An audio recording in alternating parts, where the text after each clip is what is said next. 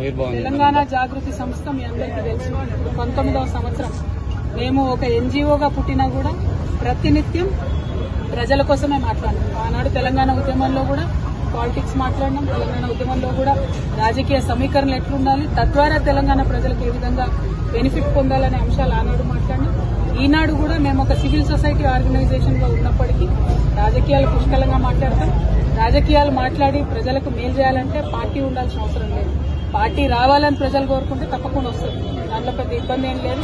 పక్కనున్న ఆంధ్రప్రదేశ్ లో 2 పార్టీలు ఉన్నాయి, తమిళనాడులో 2 ప్రాంతీయ పార్టీలు ఉన్నాయి, ఆంధ్రప్రదేశ్ లో 3 ఉన్నాయి, అట్లనే కేరళలో అయితే గల్లీకోటు ఉంటుంది. సో పార్టీలు ఉండడం లేకపోవడం పెద్ద విషయం కాదు, జాగృతి పార్టీగా మారడం కూడా పెద్ద విషయం కాదు. కానీ దానికి కూడా ఒక సమయం, సందర్భం, ప్రజలకు అవసరం. అల్టిమేట్ గా నాకేం లాభం ఏ పార్టీ అయితే, ప్రజలకు లాభం కావాలి, మా కోసం కాదు కదా పార్టీ కోసం. సో దానికోసమే ఈ పర్యటన చేస్తా ఉన్నాం. ఈ పర్యటనలో మళ్ళీ మీ దగ్గర కూడా వస్తాం. అప్పుడు మళ్ళీ మిమ్మల్ని కూడా కలుస్తాం. మీ సలహాలు ఇవ్వాలి, ఎట్లా మనం యాదాద్రిని డెవలప్ చేసుకోవాలి అని దాని నుండి ఒక ఆలోచన తీసుకుంటాం. Thank you. జై తెలంగాణ.